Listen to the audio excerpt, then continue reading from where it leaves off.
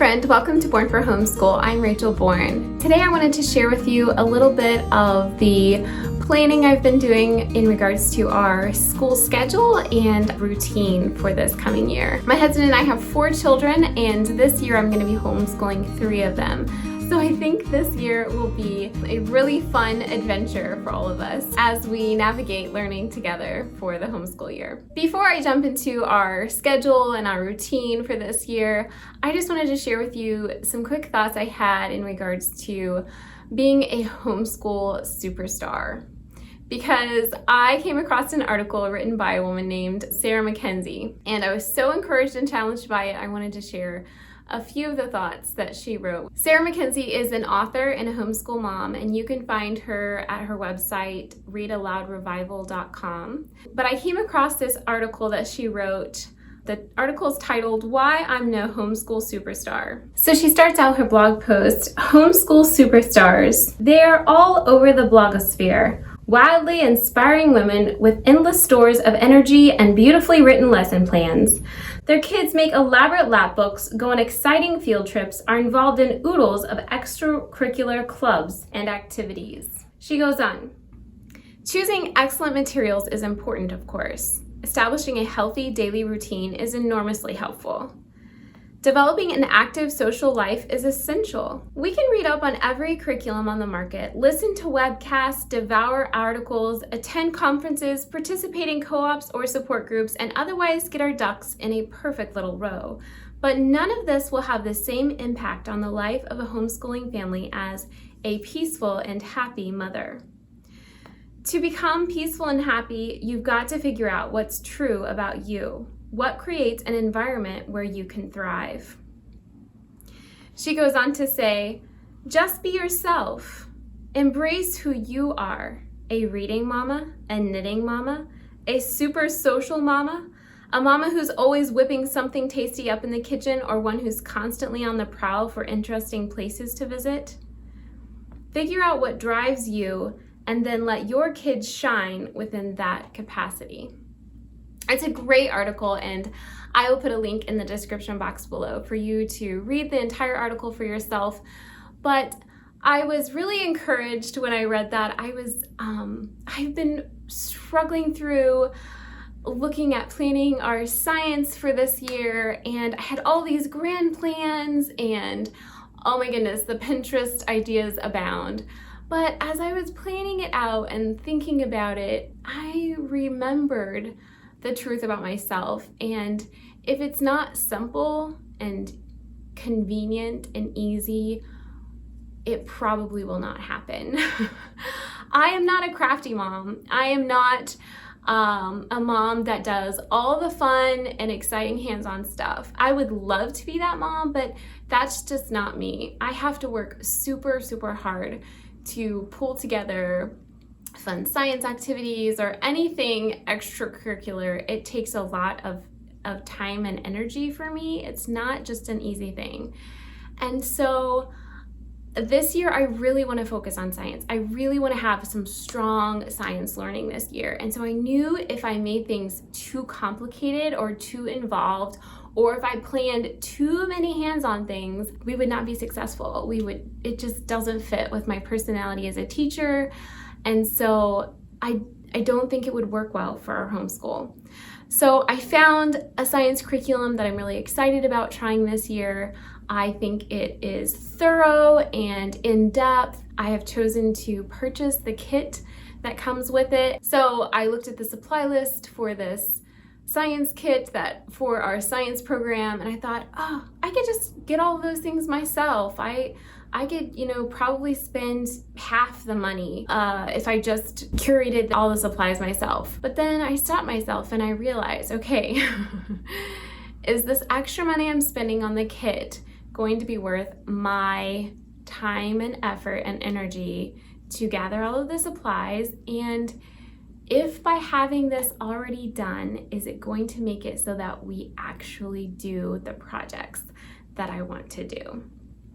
And so I've decided to go ahead and spend the extra money to buy the kit. And I know that's not always an option. Sometimes in order to stick within our budget, we have to sacrifice time or convenience. However, because I have the luxury of choosing this year, I've decided to go ahead and buy the expensive lab kit that comes with our science because I think it will help us to be successful with our science this year. So without further ado, I am going to share with you our beginning of the year homeschool schedule that I am planning for our first week of homeschool. So this is what I have so far for our schedule and routine. I mostly have times written down just so that I don't overplan. I want to give myself plenty of space and margin for our day, and so I wrote down times just to make sure that I'm not trying to cram too much into a time frame where it actually won't work time-wise. So that's mostly why I have the times written down. And then everything else, I just started writing down things that work for our family, the way that our family works. I'm not a morning person. I love the idea of a morning basket, but having a cozy together time in the morning just doesn't happen. I am not usually in a cozy mood first thing in the morning. So I want to have more of our read alouds and together time planned for later in the day. However, I do want to start with the things that are most important to me for this school year, and that was Bible. I want to make sure that that's happening every day for this school year, and math and language arts are the things that are really important, things that I wanted to do right away in the school day to make sure that those happened every single day. And then I just worked through the rest of how I thought the day would flow. So math would be our first subject, kind of going separate ways, and having 3 kids doing math at 3 different levels was quite the juggling act to think through what we're gonna do and how that will all work. And at this point, I'm planning to help my second grader read through the lesson and go through the math meeting part of the day. And then I will help my kindergartner. And while I'm helping my kindergartner, my second grader can be doing the math worksheets that go with her math. And I'm planning that our 5th grader be able to do math on her own. So that's where we're planning to start for this year. Language arts, I'm planning to do my kindergartner's reading lesson first, because I think he'll be freshest and have his attention span will be there after math in the morning. However, I don't know how much farther it will go in the day.